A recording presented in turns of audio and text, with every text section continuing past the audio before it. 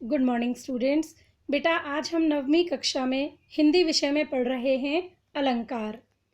अलंकार का अर्थ होता है बेटा आभूषण या गहना। अलंकार शब्द अलम और कार दो शब्दों से मिलकर बना है। अलम का अर्थ होता है सजाना या सुंदर बनाना। कार का अर्थ है करने वाला। जिस प्रकार गहना पहनने से किसी स्त्री की सुंदरता बढ़ जाती है, उसी प्रकार काव्य में अलंकारों का प्रयोग उसकी सुंदरता बढ़ा देता है। अलंकार की परिभाषा। काव्य की शोभा बढ़ाने वाले गुण धर्म अलंकार कहलाते हैं। जैसे वर को छोड़ और वर ले लो, कालिंदी कूल कदम्ब की डारन। अलंकार के दो भेद हैं, शब्द अलंकार और अर्थ अलंकार। शब्द अलंकार का अर्थ है जहाँ काव्य में विशेष शब्दों के प्रयोग से चमत्कार उत्पन्न होता है अथवा सौंदर्य बढ़ जाता है, वहाँ शब्द अलंकार होता है।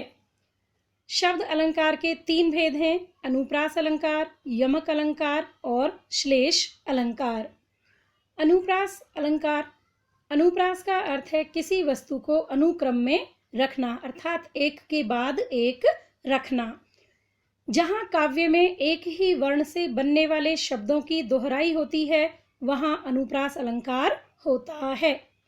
उदाहरण, चारु चंद्र की चंचल किरणें खेल रही हैं जलथल में, मैया मोरी में नाही माखन खायो, सठ सुधरही सत संगति पाई, पारस परस कुधातु सुहाई।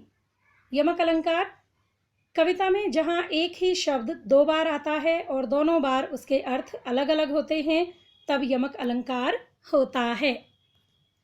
उदाहरण, काली घटा का घमंड घटा, जेते तुम तारे तेते नभ में ना तारे हैं, तीन बेर खाती थी वे तीन बेर खाती हैं, कर का मन का डार दे मन का फेर। श्लेष अलंकार। श्लेष का अर्थ है चिपकना। जहाँ एक शब्द के साथ कई अर्थ चिपके हुए हों, वहाँ श्लेष अलंकार होता है।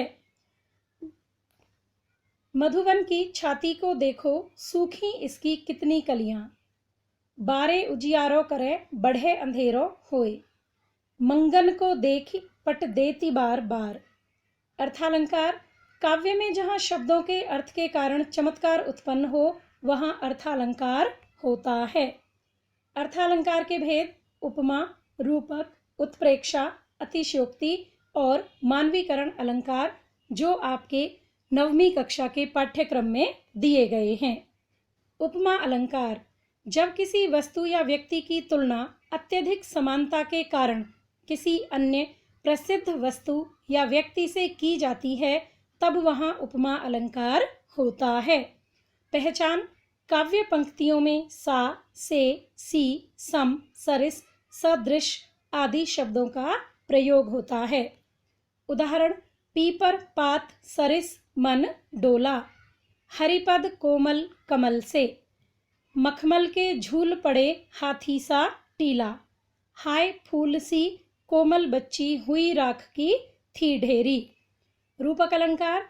जहाँ प्रस्तुत तथा अप्रस्तुत में बहुत अधिक समानता के कारण दोनों को एक ही समझ लिया जाता है, वहाँ रूपक अलंकार होता है।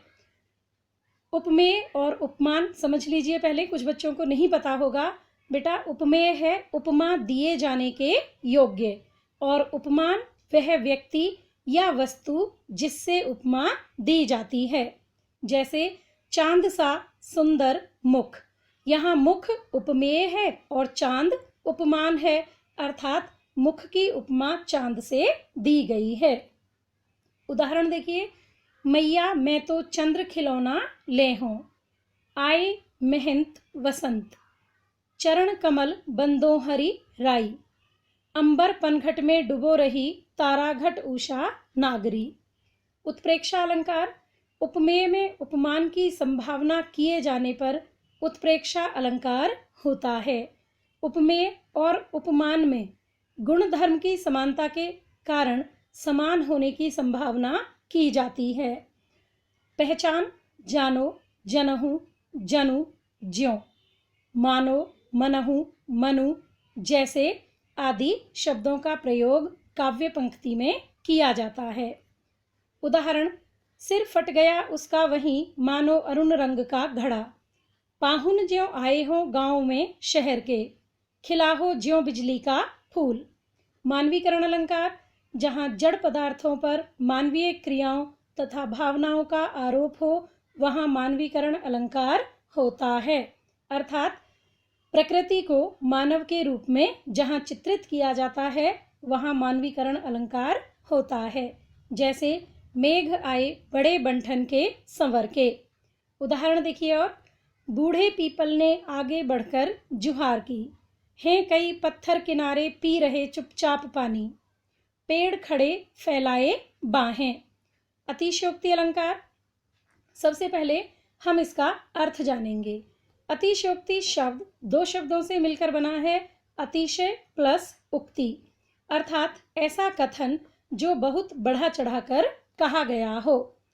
परिभाषा, जब कविता में प्रस्तुत का वर्णन बहुत बढ़ा चढ़ाकर किया जाता है तब अतिशयोक्ति अलंकार होता है।